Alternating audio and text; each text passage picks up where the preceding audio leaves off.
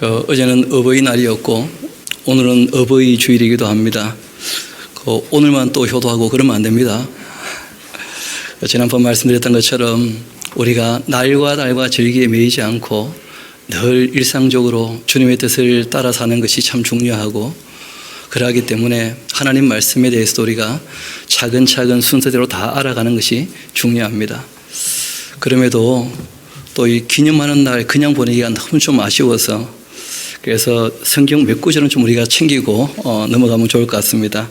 여러분에게 나누어 드렸던 그 용지가 있을 텐데, 부모 공경에 대한 다윗이 솔로몬에게 전했던 자문이라 하는 내용인데, 실상은 자문 1장부터 31장까지 늘 되뇌어 봐야 됩니다. 내용은 다 거기에 기록되어 있고, 사람이 이 땅에 살아가는 어떻게 보면 가장 지혜로운 삶의 방법이 그 자문에 다 기록이 되어져 있죠. 하나님 앞에서 우리가 신앙인으로 또 이 개인적인 생명을 유지하면서 가정을 아름답게 만들며 사회적으로 책임 있게 살려면 우리가 당연히 하나님의 율례와 법들을 또 배워야 될 것이고, 그래서 창세기 1장 1절부터 요한계시록까지 한 절도 안 빠지고 배우는 것이 참 중요함에도 우리가 실생활에 직접적으로 적용할 때 가장 와닿게 되는 말씀들은 자문에 있는 말씀들입니다. 그래서 그 중에 몇 구절을 좀 뽑아왔는데요. 그 자문 1장부터 시작해서 9장까지는 이렇게 시작을 합니다. 다윗의 아들 이스라엘 왕 솔로몬의 자문이라. 쉽게 말하면 다윗이 솔로몬에게 이러한 인생을 살아가야 한다고 부지런히 얘기했던 그 교훈의 말씀들이 바로 1장부터 9장까지의 내용이라는 뜻입니다. 제일 먼저 말씀하신 것이 이런 것이죠. 여호와를 경외하는 것, 이것이 지식의 근본이고 미련한 자는 지혜나 그 훈계를 다 멸시한다는 거예요. 내 아들아, 너의 아버지의 그 훈계를 듣고 내 어머니의 법을 떠나지 말아라. 어느 부모도 자녀에게 양심적으로 살도록 부탁을 하지 악하게 살라 그렇게 가르치는 부모는 없을 겁니다. 이는 내 머리에 아름다운 관이 될 것이고 내 목에 금사슬이니라.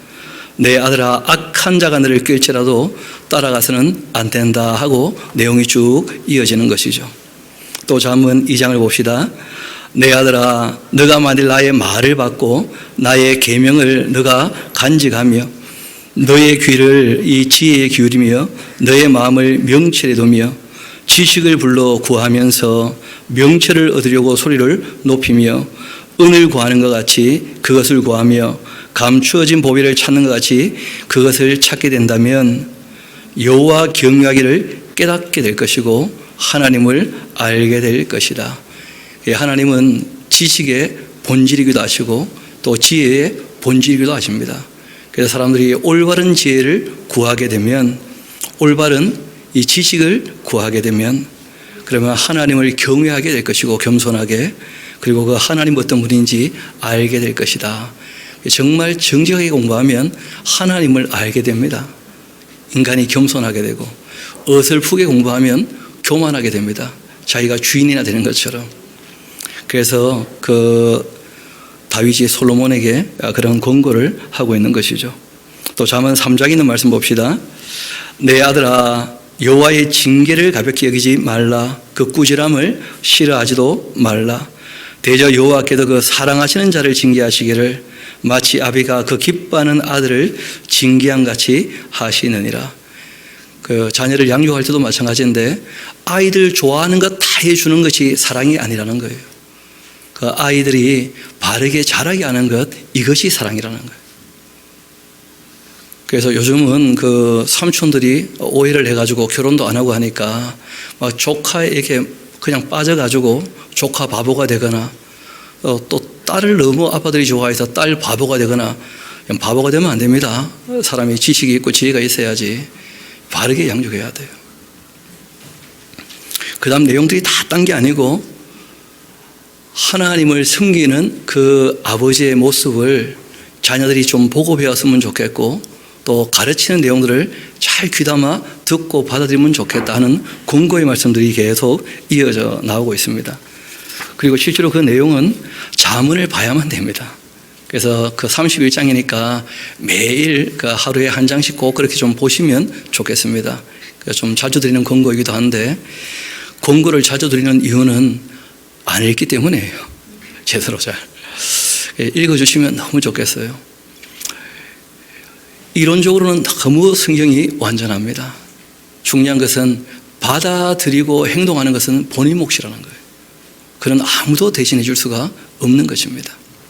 또 우리 그 다음 뒷장으로 가면 솔로몬의 잠언이 또 따로 나옵니다. 그 10장 1절에 이렇게 기록되어 있죠. 이 솔로몬의 잠언이라는 거예요. 1장부터 9장까지는 다윗의 아들 솔로몬의 잠언입니다. 자기 아버지한테 배웠던 것을 얘기하는 것이고, 이것은 이제 솔로몬의 잠언이죠. 지혜로운 아들은 아비를 기쁘게 하고 미련한 아들은 어미의 근심이 됩니다. 또 지혜로운 아들은 아비의 훈계를 듣지만 거만한 자는 꾸지람을 즐겨 듣지 않습니다. 아비의 훈계를 없이 여기는 사람이라면 미련한 자고, 경계를 받는 사람이 슬기를 얻는 자입니다.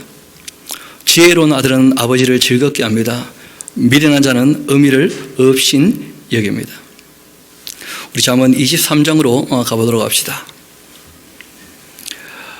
너를 낳은 아비에게 청종하고 너의 늙은 어미를 경히 가볍게 여기지 말라 하고 특별히 부탁을 하십니다. 또 진리를 사대 팔지 말고 지혜와 훈계와 명철도 그렇게 해야 한다. 우리가 한두 번 대하면 까먹기 십상입니다. 오늘 기도할 때도 말씀하셨는데 늘 가까이 두고 읽어야 돼요. 그래서 훈계와 명철도 사귀는 사대 마지 말라는 거예요. 팔지는 말라. 쉽게 말하면 잊어버리지 않도록 그렇게 부탁을 하신 겁니다. 의로운 사람의 아버지는 크게 즐거워할 것입니다. 또 지혜로운 자식을 낳은 자 그로 말미암아 즐겁게 될 것입니다. 너의 부모를 즐겁게 하며 너를 낳은 그 어미를 기쁘게 하라. 내 아들아, 너의 마음을 나에게 주며 너의 눈으로 내 길을 즐거워하라. 이렇게 말씀하십니다. 어제 어머니께 전화를 드렸어요. 그래서 오늘 주일 예배 다 마치고 한번 찾아뵐까요? 여쭸더니 어머니 말씀이 오지 말라는 거예요. 그래서 안 가기로 했습니다. 월요일날 갔다 왔거든요. 어머니 말씀이 너무 자주 오면 내가 기분은 좋지만 그러나 너의 피곤한 얼굴 보는 게 나의 괴로움이다. 그러니까 오지 마라 하고 부탁을 하시더라고요. 그래서 제가 어머니가 불신자 같으면 어머니 말씀을 고지고대로 안 듣습니다. 왜냐하면 여자는 마음이 너무 복잡해서 도무지 어떤 마음을 갖고 있는지 알 수가 없어요. 저도 여자하고 살아보니까 그렇더라고요. 저희 부인 말고 저희 딸. 그런데 예수 믿는 사람, 하나님의 자녀인 우리는 다릅니다. 사람이 마음이 딱 바르고 하나님 뜻대로 하는 것이니까 딴 말 안 하는 거예요. 그래서 어머님 말씀을 잘 들어보니까 어머님이 정말 그렇게 생각하시는 것 같더라고요. 보니까 다음 기회에 되면 다시 또 만나 뵙기로 그렇게 한 것이죠. 여러분, 성경은 우리에게 부탁하십니다. 아버지 어머니를 즐겁게 하고 그리고 정말 의를 추구하면서 선을 추구하면서 그분들의 기쁨이 되면 좋겠다. 그렇게 늘 권고하고 계셔요. 그리고 무엇보다 이 부모님 말씀을 잘 듣는 것, 이것이 하나님을 공경하는 가장 기본이 된다는 거예요. 그래서 오늘 우리 주보 다시 한번 봅시다. 한 절만 같이 우리가 짚어보고 넘어가면 좋겠습니다. 레위기 19장 3절에 있는 말씀이죠. 거기 보면 두 번째 단인데요. 너희 각 사람은 부모를 어떻게 하고요? 경외하고 그리고 하나님의 안식일을 지켜라. 나는 너희의 하나님 여호와이다. 그러니까 신앙 교육도 누구를 통해 하는 겁니까? 부모를 통하여. 하나님께서 그러기를 원하시는 것이거든요.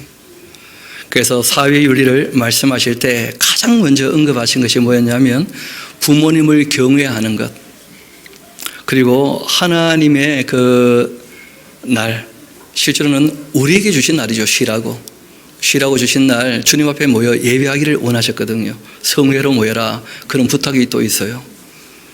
그래서 그렇게 신앙교육을 부모가 바르게 해서 정말 사회적으로 책임 있는 사람이 되도록 그렇게 양육하기를 이렇게 부탁하시는 거죠. 그래서 신앙교육의 가장 기본도 알고 보면 부모님을 경외하는 것부터가 시작이라는 것이죠. 다윗도 그 부모에게 여러 가지를 많이 배워왔겠습니다만은 문제는 어느 부모가 자기 자녀에게 악하게 살라고 하겠습니까? 다윗도 잘 알았을 텐데 이분이 참 정점을 짓더니 그 추락하기 시작하는 거예요. 오늘 이제 본문이 그러한 내용이거든요. 오늘 11장, 12장 내용을 같이 살펴보고자 하는데 우리 11장 같이 한번 봅시다. 이 그 해가 돌아와 하는 것은 10장하고 이제 이어지는 것입니다. 잘 아시는 것처럼 암몬 족속들이 이제 다윗을 배신했었고 다윗은 호의를 베풀었지만 악하게 갚았었죠. 암몬 사람이 아주 악한 사람들이었어요. 게다가 또 아람 사람들에게 도움을 얻어가지고 이제 다윗과 싸웠다가 그 아람 사람들이 다윗에게 홍군형 나고 이제 다시는 돕지 않기로 하고 도망가 버리고 암몬 사람들 그 다윗이 그때 완전히 어떻게 진멸하지는 못했습니다. 그리고 이제 또 해가 돌아오게 된 거예요. 암몬을 손봐줄 수 있는 바로 그 해가 돌아온 겁니다. 왕들이 출전할 때가 되었습니다. 이 출전할 때 하는 말이 무슨 말이냐면 그때는 전쟁이라는 게 한 가지의 비즈니스예요. 그러니까 다윗이 지금 주변 나라들을 통치하는 부분들이 있지 않습니까? 그 나라들이 조공을 바치면 큰 문제가 없는데 암몬처럼 까불고 못된 것들은 한번 가서 혼을 내주면 그러면 이제 또 다윗에게 바치고 그렇게 하는 것인데 잘 아시는 것처럼 이 가나안 땅은 그 죄악이 관영한 땅이었고 그리고 이 가나안 땅에서의 다윗의 전쟁은 하나님의 전쟁이고 악을 도말하는 전쟁이었어요. 그렇기 때문에 이 악한 그 암몬 사람들 그렇게 혼내는 것은 뭐 큰 문제가 되는 것은 아닙니다. 또 이 때가 되었다는 말이 그 결식이에요. 그러니까 지금 때 같으면 밀보리를 다 주소하고 그리고 이제 밖에서 자도 큰 문제가 되지 않을 정도로 또 한여름 다 지나고 이제 가을이 되면 또 이 올리브 포도 다 수확을 하고 즙을 다 짜고 난 다음에 또 밖에서 자도 큰 문제가 없는 그럴 때가 이제 전쟁할 때입니다. 그때가 또 이 사람들에게는 수확기가 되고 지금보다 3000년 전이니까 뭐 그런 것이 일상적인 그러한 삶의 방식들이었습니다. 이어봅시다. 그렇게 출전할 때가 되매 다윗이 요압과 그에게 있는 그 부하들 또 온 이스라엘 군대를 보내니 그의 암몬 자손을 멸하고 랍바를 에워싸게 되고 다윗은 예루살렘에 그대로 있었다 그렇게 되어 있습니다. 아마 한번 암몬을 혼냈었기 때문에 그래서 다시 이제 암몬을 치러 갈 때는 다윗은 함께 가지 않은 것으로 그렇게 보이죠.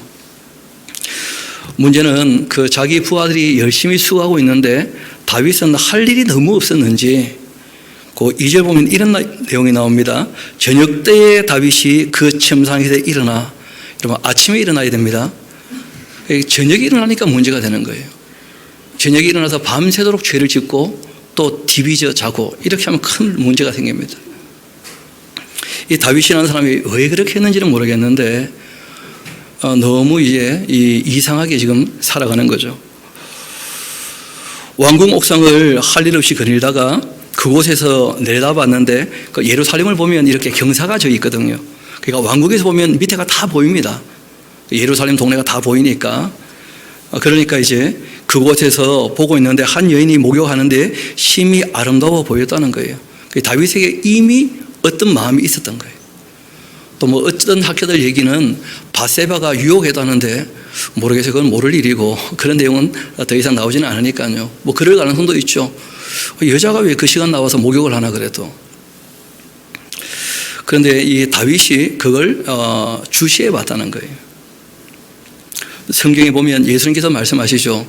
음욕이 일어나는 것이야 그거는 뭐 사람에게 일상다반사일 수 있는데 문제는 그 음욕을 어떻게 하면요 품어버리면 그러면 간음하고 똑같다는 거예요. 그 떨쳐버리면 아무것도 아니거든요. 새가 날아다니는 것 그건 누가 말릴 수 있겠습니까? 못 말리거든요.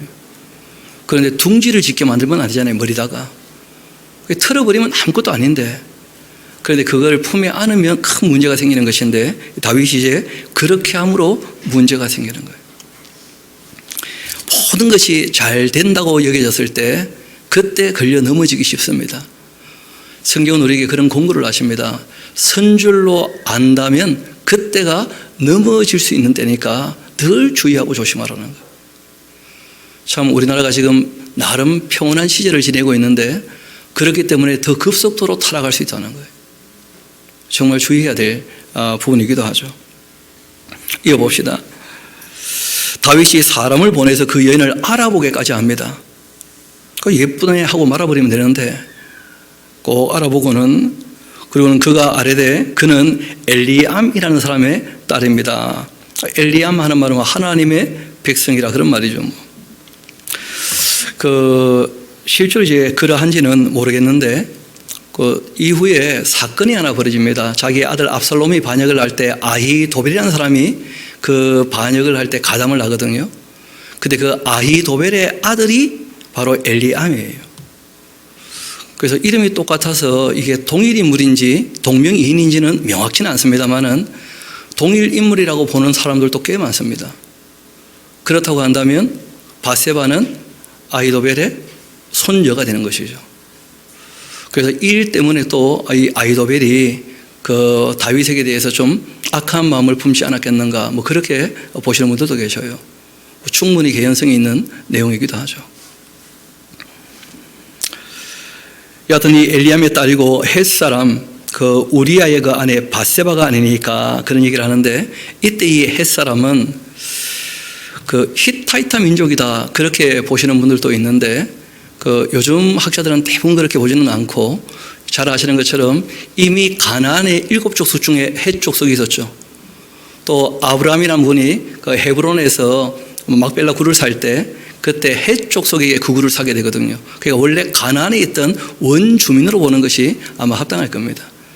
그러니까 이 다윗이 그 땅 사람들과 더불어 살 때 다윗에게 용병이 되었던 사람들이 꽤 있는 것이죠. 헷 사람 중에서도.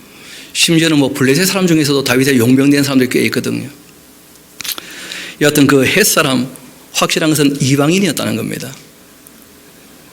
그 우리아의 아내 바세바가 아닙니까 하고 얘기를 해요. 그 히타이타 민족이라기보다는 그 족속이었을 거다. 가나안 7족속, 그리고 이스라엘 백성과 어우러져 살았던 사람일 것이다 하고 말씀드릴 수 있는 이유 중에 하나는 그 이름 때문입니다. 우리야 하는 그 이름의 뜻이 뭐냐면 여호와께서 나의 빛이다, 그런 뜻이에요. 그러니까 굉장히 그 영향을 많이 받았다는 것을 알 수가 있죠. 그 이름을 봤을 때. 왜냐하면 하나님이라는 표현을 쓸 수 있지만 여호와라는 표현은 잘 안 쓸 거 아닙니까? 이스라엘 민족 이외에는. 하나님께서 이스라엘 백성들에게만 자신의 이름을 먼저 계시하셨거든요. 그래서 이 우리아는 그 헷 사람이었는데 그 바세바의 남편입니다. 이방인입니다. 다윗이 전령을 보내어서 그 여자를 자기에게로 데려오게 하고 그 여자가 그 부정함을 깨끗하게 했다는데, 부정함을 깨끗하게 했다는 말이 딴 게 아니고 목욕했다, 그런 정도 의미입니다. 아니 지금 남편 버리고 딴 남자한테 가는 여자가 뭐 그렇게 깨끗하게 했습니까? 이 참 번역이 쉽지가 않은 거예요. 그래서 이 여성이 이제 목욕을 하고 그리고 동침을 했는데 그 여자가 동침한 후에 자기 집으로 돌아갔죠. 문제는 그 여인이 임신을 했다는 거예요. 더 큰 문제는요, 관계를 맺었다는 것이죠. 유부녀하고 다윗이. 사람을 보내 다윗에게 말하 이르되 내가 임신했는데 어떡합니까 하고 다윗에게 통보를 보낸 거예요. 다윗이 요압에게 기별을 합니다. 헷사람 우리아를 지금 그 전쟁터에 있으니까 나에게로 보내라. 그렇게 하니까 요압이 우리아를 다윗에게로 보냅니다. 이 우리아가 다윗에게 말하죠. 이르되 다윗이 그 요압의 안부와 군사의 안부와 싸움이 어땠는지를 다 물어보고는 그가 또 우리아에게 이런 말을 합니다. 너의 집으로 내려가서 발 씻어라 하면서, 전쟁터에서 너무 수고했으니까 특별 휴가 줄 테니까 집에 가라. 왜 그렇게 했느냐 하면, 그러면 이제 그 아기가 누구 이긴지 모르게 될 거 아니에요. 남편하고 잤으니까. 그렇게 아주 다윗이 못된 짓을 한 겁니다. 우리아가 왕궁에서 나갔고 왕의 음식물이 거기 뒤따라가면서 치하를 또 합니다. 그러나 우리아는 집으로 내려가지 않고 왕궁문에서 그 주위의 모든 부하들과 더불어서 거기서 잠을 잤다는 거예요. 참 우리아는 너무 충성스러운 사람이고, 그 우리아의 별명이 의리민 아니겠습니까? 의리하는 사람. 자기 그 동기들이 지금 전쟁터에 있는데 혼자 휴가 보낼 수 없다는 거예요. 정말 어떻게 보면 양심이 올곧은 사람이에요. 어떻게 나만 편할 수 있는가? 그러면서 안 간다는 거예요. 어떤 사람이 그 다윗에게 말을 합니다. 우리아가 그 집으로 내려가지 않았습니다. 그러니까 우리아의 일거수일투족을 전부 다윗이 지금 어떻게 하고 있습니까? 감찰하고 있는 거예요. 사찰하면서 다 자기 지금 보고하게 하고 있는데 다윗이 우리아를 다시 부르죠. 너가 길 갔다가 돌아온 것이 아니냐? 아니 전쟁터에서 돌아왔으면서 왜 집으로 내려가지 않냐? 고생했을 텐데 하고 막 자기의 그 부정을 감추려고 죄악을 감추려고 굉장히 그렇게 우리아에게 선대해 주는 거예요. 우리아가 다윗에게 말하죠. 언약궤와 전쟁하러 나갈 때마다 언약궤를 앞세워서 이제 하나님의 전쟁을 수행하는 것인데 언약궤와 이스라엘과 유다가 지금 야영 중에 있고 한 데서 자고 있는데 또 내 주 여호와과 내 왕의 그 부하들이 바깥들에 진치고 있는데 내가 어찌 내 집으로 가서 먹고 마시고 내 처와 같이 자리일까? 내가 이 일을 행하지 아니하기로 왕의 그 살아계심과 왕의 혼의 살아계심을 두고 맹세합니다 하면서 다윗에게 뭐 너무 충성스러운, 보통 같으면 다윗이 이런 얘기 들었을 때 감동하지 않겠습니까? 근데 지금은 감동이 될까요? 부담이 될까요? 참 자기가 악하니까 아무리 감격스러운 얘기를 해도 그게 감동이 안 되는 거예요. 부담만 되고. 저놈이 왜 저러나 하면서 다윗이 우리에게 또 말합니다. 오늘 또 여기 있으라. 내일은 내가 너를 보낼 것이다. 우리가 그날 예루살렘에 머물고 그 다음날 다윗이 그를 불러서 그로 그 앞에 먹고 마시고 취하게 했고 혹시 뭐 술 취하면 또 집에 가지 않겠나 그렇게 생각했던 모양이었는데 저녁 때 그가 나가서 그 주의 부하들과 더불어 침상에 눕고 그 집으로 내려가지를 않았다는 거예요. 정말 의리의 사나이죠. 그런 마음이 있었던 인물이었는데 아침이 되자 다윗이 땅꾀를 냅니다. 그것이 무엇이었냐면 이 사람은 살려둬서는 안 되겠다. 왜냐하면 이 사람이 살려두면 자기 뭐가 드러난다는 거예요? 죄가. 그러니까 다윗이 지금 하나님을 의식하는 겁니까? 사람들만 의식하는 겁니까? 그렇죠.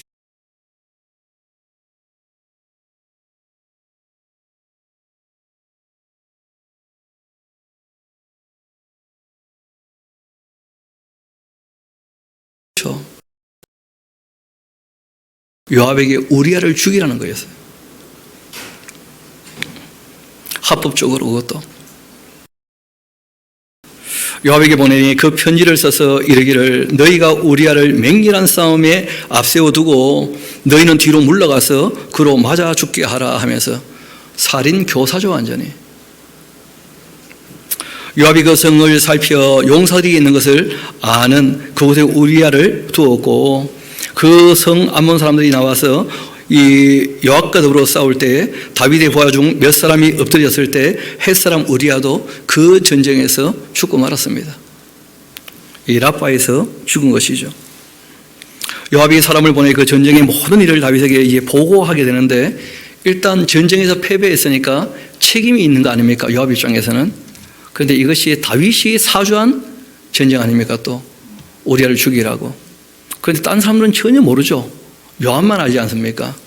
그러니까 이 일에 대해서 걱정을 할 때 요압이 안심을 시키는 거예요. 그 전령에게 얘기를 합니다. 이르되 전쟁의 모든 일을 너가 왕께 보고하기를 마친 후 혹시 왕이 노하여서 너에게 말하기를 너희가 어찌해서 성에 그처럼 가까이 가서 싸웠냐? 그들이 성에서 쏠 줄을 알지 못했냐? 이 여룹베색의 그 아들 아비멜렉을 쳐 죽인 자가 누구냐? 여룹베색은 여룹바알 그 기도원의 별명이죠, 그렇죠? 그 예전에 그 기억나실 겁니다. 그 아비멜렉이라는 사람이 그 세겜 사람들하고 연합해서 그 자기가 스스로 왕이 되었지 않습니까? 근데 거기에 대해서 이제 그 요담이 보자고 도망가면서 너희들이 세겜 사람하고 연합해서 이 이스라엘을 그렇게 괴롭게 만들고 이 기도원의 그 아들들 다 죽여버리고 너가 스스로 왕이 되었으니까 세겜에서 불이 나와서 너를 태울 거다 이런 얘기를 한 적이 있었는데 세겜 지역에 있는 데베스라는 성이 있었습니다. 그 성에 이제 가까이 붙었을 때 이 아비멜렉이 그때 이제 한 여자가 맷돌 윗짝을 던져가지고 머리가 깨어져서 그 자살하고 죽었던 일이 있지 않습니까? 그날 이후로 이스라엘 백성들은 전쟁을 할 때 절대 성벽에 붙어서 전쟁하지 않거든요. 왜냐하면 위에서 뭘 던지니까. 그런데 이번에 이 성벽에 붙어서 싸우다가 몇 명이 죽었다는 거 아니에요. 우리아까지. 그래서 다윗이 거기에 대해서 이제 얘기를 할 거라는 거예요. 다 아니까 요압도. 여룹베덱의 그 아들 아비멜렉을 쳐 죽인 자가 누구냐? 여인 하나가 성에서 맷돌 윗짝을 그 위에 던짐에 그가 데베스에서 죽지 아니했냐? 어찌하여 성에 가까이 갔더냐? 그렇게 혹시 하신다면 너는 말하기를 왕의 종 햇사람 우리아도 그 전쟁에서 죽었다. 그렇게 얘기하라는 거예요. 전령이 가서 다윗에게 요압이 말해준 대로 그렇게 다 얘기를 합니다. 이렇게 그 사람들이 우리보다 우세했고 우리를 향하여 막 들로 나와서 우리가 싸워서 겨우 기세를 잡아가지고 다시 이제 성으로 몰아들이면서 우리가 성문 어기로 이제 들어가게 되었는데 활 쏘는 자들이 성 위에서 왕의 그 부하들을 향하여 쏘니까 왕의 중 몇 사람이 그 맞아 죽었고 왕의 종 햇사람 우리아도 그때 죽고 말았습니다 하고 보고를 합니다. 다윗이 전령에게 말하죠. 너는 요압에게 이같이 말하기를 이 일로 걱정을 하지 마라. 칼은 이 사람이나 저 사람이나 다 삼키지 않겠느냐? 이 성을 향하여 더욱 힘써 싸워 함락시켜라. 그렇게 하여 너는 그를 담대하게 하라 하고 이야기를 합니다. 이렇게 함으로 다윗은 아무도 모르게 일이 다 끝났다고 생각했던 것 같아요. 근데 놀랍게도 해운대에 있는 저도 여러분도 다 압니다. 세상에 비밀이라는 것은 없는 거죠, 어떻게 보면. 왜냐하면 하나님이 다 알고 계시는 것이거든요. 또 세상에 이런 일들이 다윗에게만 있는 것도 아니잖아요. 다윗이란 인물을 하나님께서 참 높이신 이유 중에 하나가 뭐냐면 모든 사람이 그의 삶을 좀 보라는 거예요. 실제로 다윗은 하나님 마음에 꼭 들었던 인물이었는데 이 사건만큼은 그럴 수 없다는 거예요. 이 사건만큼은 다윗 같은 사람도 이럴 수 있다는 거예요. 26절 이어봅시다. 어떻게 말씀하시는지. 우리아의 그 아내는 그 남편 우리아가 죽었음을 듣고는 그 남편 위하여 소리내어 울었고 그 장례를 다 마치자 다윗이 사람 보내 그를 왕궁으로 데려왔는데 그가 그의 아내가 되었고 그에게 아들을 낳았었는데 그 다음에 여러분 좀 줄쳐 놓으셔야 됩니다. 다윗이 행했던 그 일이 여호와 보시기에 악한 것이었다는 거예요. 그러니까 성경은 다윗이라는 인물이 하나님께 사랑받는 사람이었다 할지라도 미화시키지 않습니다. 성경에 잘 안 나오는 표현이에요. 다윗에 대해서 악했다는 표현은 성경에 잘 안 나오는 표현이거든요. 그런데 적어도 이 일만큼, 그러니까 간음해서 남의 가정을 파탄시킨 것도 모자라서 살인까지 했지 않습니까? 그 일은 다윗이라고 용납될 수 있느냐? 절대 그럴 수 없다는 거예요. 다윗이 행한 그 일, 여호와 보시기에 악한 것이었다. 여러분, 일전에 한번 또 남의 가정 파괴한 일이 있었죠, 다윗이. 아니, 발디엘하고 잘 사람 미갈 데리고 오라 그랬지 않습니까? 그런 것은 근데 미갈이 원래 자기 첫사랑이었고 공식적으로 이혼하지 않았기 때문에 그 여자를 다시 데리고 오는 것이 큰 문제가 안 될 수 있다는 거예요, 어떤 면에서는. 원래 자기 부인이었으니까. 그런데 이것은 그럴 수 없는 일이에요. 미갈의 일은 하나님께서 크게 언급하지 않으셨었는데 이 바세바 문제는 하나님이 그냥 두고 보실 수 없었던 문제였습니다. 이어봅시다. 여호와께서 나단을 다윗에게 보내셨고 그가 다윗에게 가서 그에게 이런 말을 합니다. 다윗이 곧이곧대로 자기 잘못을 지적하면 마음 상하면 또 문제가 생기니까 자기 일을 재판할 사람은 자기가 재판을 해야지 제일 공정하지 않겠습니까? 그래서 스스로 재판할 수 있도록 이 나단이라는 사람이 이야기를 하나 만들어서 하는 거예요. 한 성에 두 사람이 있는데 한 사람은 아주 부한 사람이었고 한 사람은 가난한 사람이었습니다. 그 부한 사람은 양과 소가 힘이 많은데 그러나 가난한 사람은 아무것도 없고 자기가 사서 기르는 작은 이 암양 새끼 한 마리뿐이었는데 그 암양 새끼는 그와 그 자식과 함께 자라며 그가 먹는 거 함께 먹고 그 잔으로 마시고 그 품에 누움으로 그에게 딸처럼 그렇게 되었습니다. 너무 소중히 여기는 것이었다는 거죠. 어떤 행인이 그 부자에게 찾아왔었는데 부자가 자기에게 온 행인을 위하여서 자기의 그 양과 소를 아껴 잡지 않고서 가난한 사람의 양새끼를 그렇게 빼앗아 가지고는 자기에게 온 사람을 위하여 잡았습니다. 이렇게 이제 얘기를 하자 다윗이 그 사람에게 한마디 하죠. 노하면서 여호와의 살아계심을 두고 맹세하노니 이 일을 행한 그 사람은 마땅히 죽어야 할 거다. 자기가 봐도 죽일 짓을 한 거예요. 그가 불쌍히 여기지 아니하며 이런 일을 행하였으니까 그 양새끼를 4배나 갚아줘야 할 거다. 그 율법을 알고 있습니까? 모르고 있습니까? 알고 있는 사람이에요. 하나님도 의식하는 것처럼 보이고 율법도 아는 사람인데 하나님 앞에 큰 악을 행하고 죄를 지었다는 거예요. 자기는 괜찮은 줄 아는 거죠. 권력이 있으니까. 그때 나단이 다윗에게 한마디 합니다. 당신이 바로 그 사람이라. 그렇게 지적을 한 거예요. 여기에서 우리가 사울과 다윗의 전혀 다른 일면을 보게 됩니다. 여러분, 사울이 하나님 말씀을 버렸을 때 사무엘이 와서 지적을 했지 않습니까?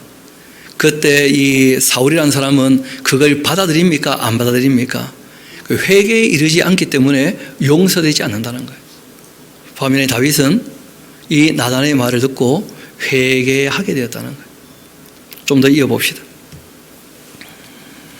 이스라엘의 하나님 여호와께서 이와 같이 말씀하셨는데 내가 너를 이스라엘 왕으로 기름 붓기 위하여 너를 사울의 손에서 구원해 주었고 너의 주인의 그 집을 너에게 주고 너 주인의 그 아내들을 내 품에 두었고 이스라엘과 유다 족속을 내게 맡겼지 않느냐.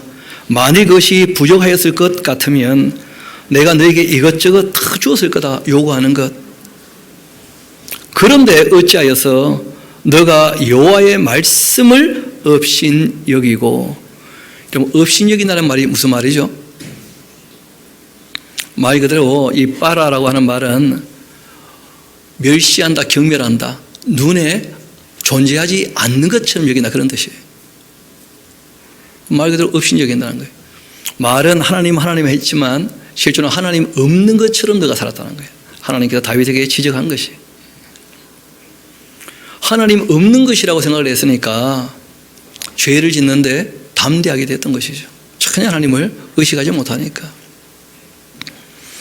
너가 하나님 그 말씀을 업신여기고 하나님 보시기에 악을 행하였느냐. 너가 칼로 그렇게 햇사람 우리아를 치고 암몬 자손의 칼에 죽게 만들었냐. 심지어 또 그 아내를 빼앗아서 너의 아내로 삼았느냐. 이제 너가 나를 업신여긴 것이다. 여러분, 실제로 다윗이 하나님께 범죄했습니까? 아니면 사람에게 범죄한 것입니까? 아니 뭐 하나님을 모욕한 것도 아니었고 우상을 섬긴 것도 아니었잖아요. 그런데 하나님께서 하나님의 형상인 사람들에게 어떻게 대하라고 말씀하신 말씀이 있었다는 거예요. 율법에 보면 신앙윤리와 함께 생명윤리와 가정윤리와 사회윤리가 있지 않습니까? 모든 생명의 가치를 같이 보면서 존중하라고 부탁을 하셨던 것이었고, 그리고 긍휼과 자비와 공의와 정의를 행하면서 살라고 부탁을 하셨고, 특별히 권력 있는 사람은 더 그게 소중하지 않습니까? 하나님 말씀을 따르지 않는 것이 누구를 업신여기는 것입니까? 하나님을. 그래서 우리가 좀 전에 다 살펴봤던 부모님을 대하는 그 자세에 대해서 성경이 얘기하시는 말씀이 있는데, 그 효를 행하지 않는 것 자체가 알고 보면 불신앙이라는 거예요. 하나님을 업신여기는 거예요. 다시 말씀으로 돌아옵시다.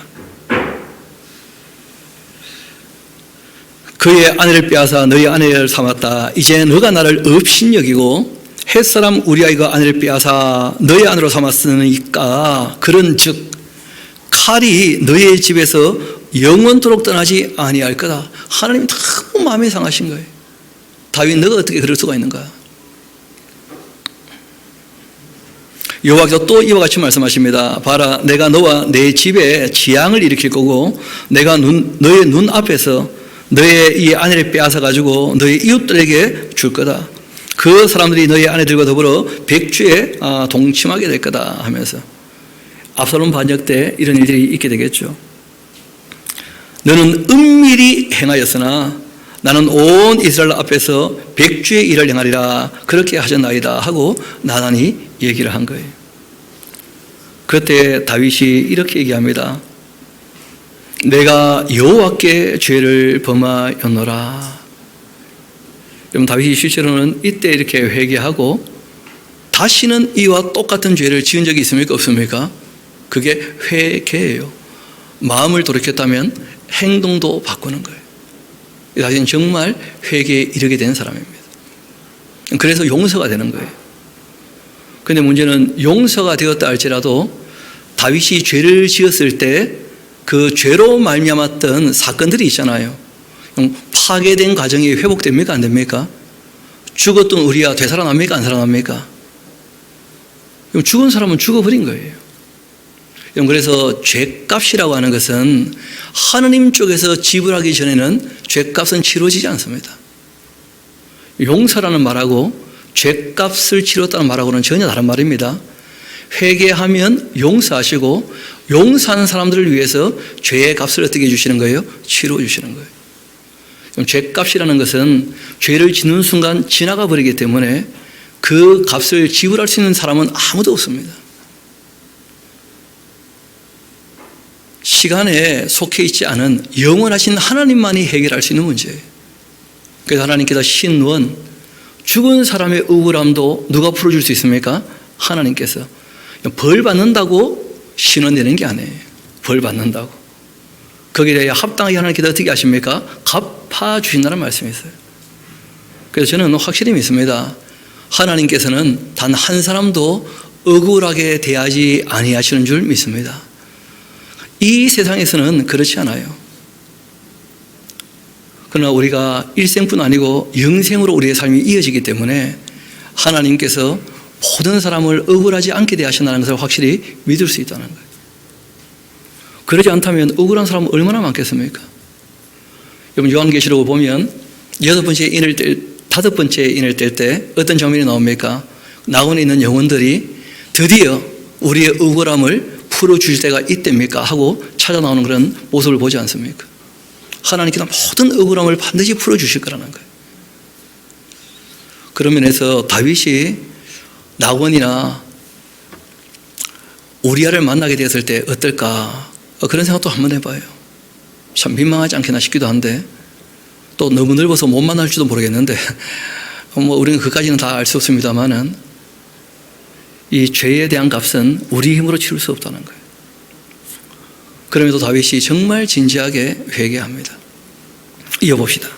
다윗이 나단에게 이르되 내가 여호와께 죄를 범하였다. 그러니까 왕이니까 여러분, 이 당시에는 왕이 곧 뭡니까? 법이라는 거예요. 왕이라는 사람은 백성에게 죄를 짓는 법이 없어요. 왕이 곧 법이니까. 그런데 하나님이 왕이시라면 다윗이 하나님 앞에 뭘 지은 거예요? 죄를 지은 거예요. 그게 너무나 확실하죠. 그래서 내가 여호와께 죄를 지었다 이렇게 인정을 합니다. 그런데 나단이 다윗에게 말하죠. 그렇게 여호와께서도 당신의 죄를 사하여 주시는데 당신이 그래서 죽지는 않을 겁니다. 문제는 이 일로 말미암아서 여호와의 원수가 크게 비방할 거리를 얻겠다는 거예요. 여호와의 원수가 누구죠? 사탄이 사탄. 이 마귀 말입니다. 잘 아시는 것처럼 이 마귀가 욕 같은 사람도 하나님께 고발을 해가지고 그렇게 이 욥의 삶을 흔들기도 하고 그렇게 하는데 다윗이 하나님께 이 죄를 범했을 때, 악을 행했을 때 그 사탄이 가만히 있겠습니까? 하나님 찾아가서 뭐라고 하겠습니까? 왜 다윗을 여전히 사랑하십니까? 아니, 살인자면 죽여야지 왜 살려두십니까? 그렇게 하나님께 하나님의 공의를 가지고 하나님께 따져 묻게 되면 하나님도 입장 참 곤란하신 거예요. 그래서 예수님께서 하나님 아버지의 공의를 만족시키고자 모든 사람의 죄를 위하여 어떻게 하신 겁니까? 죽으셨던 거예요. 그래서 요한복음을 보면 예수님께서 죽으시고 부활하시고 승진하신 다음에는 사단이 더 이상 하나님 앞에 참소를 못해요. 그래가지고 이 땅으로 쫓겨내려왔다. 그렇게 되어 있습니다. 그런데 예수님께서 십자가 지기 전까지는 그 죄를 사는 이 값을 지불하는 것이 아직은 다 외상이잖아요. 이후에 있을 일 아닙니까? 그러니까 여전히 사탄이 하나님 그 보좌 앞에 서서 사람들을 참수하고 하나님 마음을 괴롭게 만들고 그렇게 하는 장면들이 나와요. 여러분, 그 대제사장 여호수아 같은 사람이 잘 아시는 것처럼 바벨론에서 돌아올 때 깨끗하지 못했고 이방 여인과 결혼했지 않습니까? 그 일로 말미암아서 그 스가랴가 봤던 환상이 뭐였냐면 하나님 앞에 여호수아가 더러운 옷을 입고 저 계단 밑에 이렇게 있을 때 그때 이제 사단이 하나님 앞에 그 여호수아를 참수하는 그런 장면들이 나와요. 여러분, 또 비슷한 장면 중에 하나가 뭐였냐면 출애굽 했을 때 금송아지 우상을 만들었던 적이 있지 않습니까? 그때 모세가 그런 얘기를 하는 거예요. 아론에게 당신이 한 그 일로 원수에게 비방할 거리를 줬다는 거예요. 하나님께서 사랑하셔서 은혜를 베푸셨는데 은혜 받은 사람이 죄를 짓게 되어지면 하나님 참 입장 곤란하게 된다는 거예요. 그래서는 안 된다는 것이죠. 그래서 다윗에게 알기는 좀 알아두라는 거예요. 하나님께서 당신을 용서하실 때 얼마만큼의 일을 감수하셨는지를 좀 생각해 보라는 거예요. 다시는 죄 짓지 말라고. 그렇게 이제 얘기를 해준 것입니다. 다시 한번 봅시다. 다윗이 나단에게 이르되 내가 여호와께 죄를 범하였노라 하매 나단이 다윗에게 말하되 여호와께도 당신의 죄를 다 세해 주셨는데 사하여 당신이 죽지는 않을 겁니다. 이 일로 말미암아 여호와의 그 원수가 크게 비방할 거리를 얻게 되었으니까 그냥 넘어갈 수는 없는 일이다 이것이. 그래서 인과죠, 그렇죠? 그렇게 하였으니 당신이 낳은 아기가 반드시 죽게 될 것이다. 그렇게 하고 나단이 집으로 돌아갑니다. 그러니까 또 이 아이는 억울해서 어떡합니까? 그런데 이 아이가 살아있다 할지라도 그 인생이 어떻게 되겠습니까? 그래서 어떤 면에서는 하나님께도 화익전에 먼저 취하여 가셨다 하고 생각할 수 있는 것이고 이 아이의 그 억울함도 누가 신원해 주십니까? 하나님께서. 영원하신 분이시니까요. 전능하신 분이시니까. 그래서 우리가 다윗의 회개만 우리가 이렇게 주목할 것이 아니라 그 다윗이 죄를 지었을 때 그 일로 너무나 많은 사람들이 괴로움을 당하게 된다는 거예요. 왜냐하면 권력이 있는 사람이니까. 여러분, 하나님께서 연좌제, 그 죄에 대한 책임을 묻지는 않습니다. 자녀들에게. 그런데 그 죄로 말미암은 영향은 늘 미칠까요? 안 미칠까요? 늘 미칩니다. 여러분, 아버지가 자기 인생을 말아먹어버리면 아이들이 살아갈 때 참 출발부터가 참 평안합니까? 너무 괴롭습니까? 그렇잖아요. 하나님께서 죄에 대한 책임은 묻지 않으시지만 연좌제로 그러나 이 땅에서 살아갈 때는 더불어 살아가고 부대끼고 살아가기 때문에 당연히 다른 사람들에게 영향을 미치기 마련이에요. 이어봅시다. 그래도 그 아이는 죽고 말았고 그리고 나단은 자기 집으로 돌아갔는데 이 아이가 죽었기 때문에 어떻게 보면 다윗이라는 인물이 이 아이가 살아있으면 죄가 용서받고 사해졌다고 하지만 애 볼 때마다 뭐가 생각날까요? 자기 죄가. 뭐 그럴 수는 없잖아요. 또 어떻게 보면. 또 이 아이도 자라면서 다 뭐라고 얘기하겠습니까? 그런 아이 아니냐 이렇게 되어지면 그 아이도 인생이 참 너무 그렇죠. 어떻게 보면. 저는 뭐 하나님께서 하시는 일이 늘 다 옳다고 믿습니다. 우리가 다 납득이 안 되고 이해가 되지 않는 일이 있다 할지라도 우리가 조금 더 기다려보고 우리가 정말 더 성숙하고 자라보면 다 이해가 되거나 납득되지 않겠는가. 또 하나님 앞에 가서 우리가 의문이 있어도 여쭤보면 충분히 이해될 수 있도록 하나님이 어떤 마음을 가지고 그렇게 하셨는지 다 알 수 있으리라 그렇게 저는 믿습니다. 그래서 우리가 하나님에 대한 신앙에 대한 고백이 하나님 하시는 일 중에는 옳지 않은 것이 없다 하는 고백이 확실히 있어야 돼요. 그리고 하나님은 일생뿐 아니고 영생의 또 주인이시니까 단 한 사람도 억울하게 대하지 않으시는 분이시다. 거기에 대한 확신한 신뢰가 있어야 될 것입니다. 그분이 하나님이시거든요. 그래서 과정 가운데 우리가 간혹 부조리가 있는 것처럼 보일 수가 있지만 그는 과정 가운데 있는 것입니다. 끝까지 더 가봐야 돼요. 여하튼 다윗 가정에 이런 일이 있게 되었고 좀 더 이어봅시다. 우리아의 그 아내가 다윗에게 낳았던 그 아이를 여호와께서 치셨고 심히 앓게 됩니다. 다윗이 그 아이를 위해서 여호와께 간구하는데 다윗이 금식하고 안에 들어가서 밤새도록 땅에 엎드려서 그 시편 6편에 보면요, 얼마나 울었는지 그 방에 말 그대로 눈물이 강을 이루어가지고 침상이 둥둥 떠다녔다는 거예요. 시적으로 과정을 하면 그럴 정도로 이 다윗이 진지하게 회개했어요. 그 집의 늙은 자들 그 곁에 서서 다윗을 땅에 일으키려 하는데 왕이 듣지 않습니다. 그들과 더불어 먹지도 않습니다. 1년 만에 그 아이가 죽었는데 그러나 다윗의 그 신하들이 아이가 죽은 것 차마 왕에게 말을 못하는 거예요. 겁이 나서. 이는 그들이 말하기를 아이가 살았을 때 우리가 그에게 말해도 왕이 그 말을 듣지도 않고 식음을 전폐하고 그렇게 울었었는데 어떻게 그 아이가 죽은 것을 그에게 아뢰 수 있겠는가? 그러면 왕이 상심하지 않겠는가? 다윗이 그 신하들 수군거린 거 보고는 이번에 눈치를 챘어요. 눈치는 또 다윗이 백단이거든요. 워낙 도망다니면서 눈치밥을 많이 먹었기 때문에 10년 동안이나. 그래서 금방 분위기 파악합니다.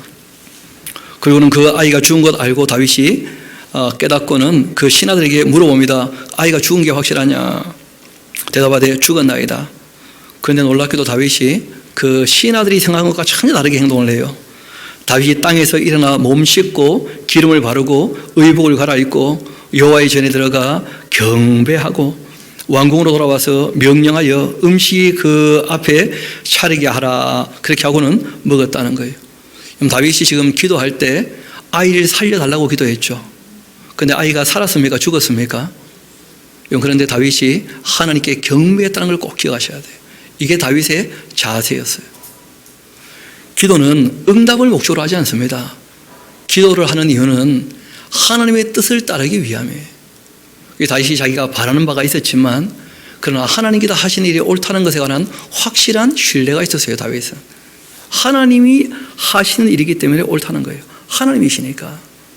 그래서 자신이 원하는 바대로 되지 않았지만 하나님이 하시는 것이 옳다고 인정되기 때문에 하나님께 경배했던 거예요. 그리고 다시 이제 음식을 먹고 기운을 차립니다. 그러자 신하들이 이상해서 물어보죠. 아니 아기가 살았을 때 그를 위하여 금식하고 우시더니 죽은 후에는 일어나 자도시니까 일이 어찌 된 일입니까? 하고 이제 되물어봐요. 그때 다윗이 이렇게 대답을 합니다. 아이가 살았을 때 내가 금식하고 운 것은 혹시 여호와께서 나를 불쌍히 여기셔서 이 아이를 살려주실는지 누가 알까? 그렇게 생각했다는 거예요. 그런데 지금은 죽었으니까 내가 어찌 금식하겠냐? 끝난 일인데, 내가 되돌릴 수 없는 일인데. 살아있을 때야 소망을 가지고 기도할 수 있지만 그러나 이미 하나님이 결론 내리신 것을 기도해서 무슨 의미가 있겠냐는 거예요. 하나님이 결론을 내리셨는데. 기도는 하나님의 뜻을 바꾸는 것이 아닙니다. 기도는 내 뜻을 바꾸는 거예요. 하나님 앞에서. 그래서 우리가 율법을 듣지 않는 사람의 기도는 그 기도 자체가 어떻다는 거예요? 가증하다는 거예요. 하나님의 말씀을 모르고 뜻을 모르니까. 그런 면에서 다윗은 정말 기도의 사람이었어요. 다윗의 그 기도는 잘 아시는 것처럼 시편에 많이 기록되어 있습니다. 다윗이 회개했을 때 본인의 그 회개 기도의 내용이 시편 51편에 다 기록되어 있지 않습니까? 또 아이가 아플 때 하나님께 기도했던 그 내용이 시편 6편에 기록되어 있거든요. 그래서 찬양 예배 드리기 전까지 시간이 좀 있을 때 한번 그 내용들을 보면 배경을 충분히 아실 테니까 그 시들에 대한 의미를 충분히 좀 이해하지 않겠나 싶기도 합니다. 다시 본문의 말씀으로 돌아옵시다. 다윗이 얘기합니다. 지금은 죽었으니까 내가 어찌 근식하겠는가? 내가 다시 오게 할 수가 있겠느냐? 나는 그에게로 갈 거다. 그러니까 이 아이가 죽었지만 다윗은 알고 있어요.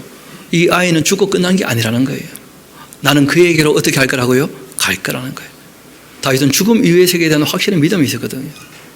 예수님도 낙원과 음부에 대해서 그리고 궁극적인 천국과 영원한 지옥에 대해서 죽음 이후의 세계를 다 계시해 주셨었는데 다윗도 그런 정도의 믿음이 있습니다. 그 아이는 다시 나에게로 올 수 없지만 나는 그 아이에게로 가게 될 거다. 그렇게 이야기합니다. 그리고 다윗이 그 아내 바세바를 위로하죠. 죽었으니까요, 아이가. 그리고 그에게 들어가 또 동침했는데 그가 아들을 낳았고 그 이름을 솔로몬이라 그렇게 했다는 거예요. 솔로몬이란 그 이름의 뜻은 잘 아시죠? 평화란 뜻이에요. 샬롬. 집안에 이런 이 광풍이 한번 지나갔는데 참 평화롭기를 하는 그런 마음이 있었어요. 다윗은 실제로 평화를 참 바라는 사람이었거든요. 자기를 죽이려고 했던 아들 이름도 압살롬, 너희 아비는 샬롬, 평화를 원한다, 그런 뜻이거든요. 그런데 문제는 원한다고 이루어지느냐, 그게 아니라는 거예요. 평화가 오도록 살아갔어야 되는 것인데 다윗이 그런 면에서 큰 실수를 했다는 거예요. 이어봅시다. 그리고 하나님께서 그 솔로몬을 사랑하셨다, 그렇게 되어 있습니다.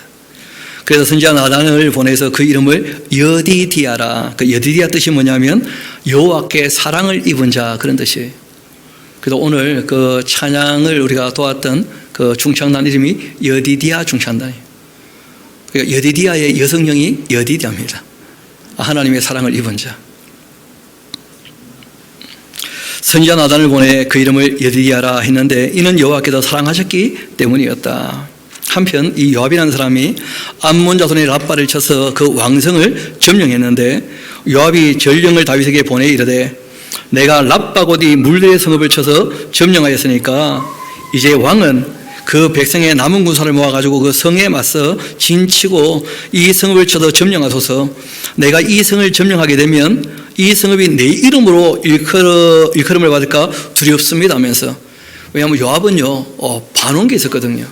그게 뭐였냐면 옛날에 다윗이 너무 잘했을 때, 사울이 살아있을 때 말입니다. 그때 노래가 하나 있었죠. 사울은 천천히고 다윗은 만만이다. 그러니까 왕이 영광을 받아야지 자기가 살아남지, 자기가 영광을 받게 되면 자기도 목숨이 위태로운 거라. 이 권력 세계는 그럴 수밖에 없어요. 그러면 사람이 왕이 되니까 여러 가지 문제가 생기는 거예요. 이 모양 저 모양으로. 요압은 또 그런 거 다 눈치를 채고 있는 사람이니까 내가 영광 받으면 이거 큰일 난다, 나에게. 왕이 영광을 받으셔야지 해가지고 이제 다윗에게 오라고 합니다. 다윗이 모든 군사를 모아 랍바로 가서 그곳을 쳐서 점령했고 그 왕의 머리에서 보석 박힌 왕관을 가져왔는데 그 중량이 금 한 달란트, 32kg에서 34kg 정도, 꽤 무겁죠. 그걸 머리에 쓰고 다녔다는 거 아니에요. 그 고생을 왜 하시나 그래. 사진 찍힐 것도 아닌데. 그 참 옛날 사람들 보면 왜 이렇게 하셨나 참 의문이 들 정도로 그런 모습이 좀 나와요. 금으로 만든 보석바 같은 이 왕관 무게가 30kg가 넘었다는 것인데 그걸 머리에 썼다니 또 기분이 좋았겠나, 디스크 오지 않았겠나 싶은데. 여하튼 그 금 한 단타인데 다윗이 자기 머리에 쓰고 다윗이 그 성읍에서 노약한 물건을 또 무수히 내오고 그 안에 있는 그 백성들을 끌어내어서 그 톱질과 썰질과 철 도끼질과 벽돌구이를 그들에게 하게 했다, 이렇게 되어 있는데 여러분 어떤 사본에는 이게 좀 달리 표현되어 있어요. 거기 보면 풋노트가 하나 있을 텐데 톱으로 사람을 켜서 죽였다는 거예요. 쇠로 썰어버리고 그리고 도끼로 다 찍어 죽였다는 거예요. 그리고 벽돌을 굽는 가마니까 뜨겁지 않습니까? 그 가마를 지나가게 해서 다 태워 죽였다는 거예요. 어떻게 보면 그 악을 도말하는 그런 장면일 수도 있는데 그 둘 중에 어느 것이 실제로 그 원본인지는 잘 몰라요. 그래서 두 개 다 해석을 갖다 붙여놓게 됐는데 참 그 구별하기 쉽지 않죠. 다윗이 노예로 삼았다는 말인지 아니면 이 암몬 사람들 다 그렇게 진멸했다는 말인지 이거는 우리가 명확히 알기는 쉽지는 않습니다. 그러나 그런 해석도 원어 성경 중에는 있다는 거예요. 어떤 사본에서는.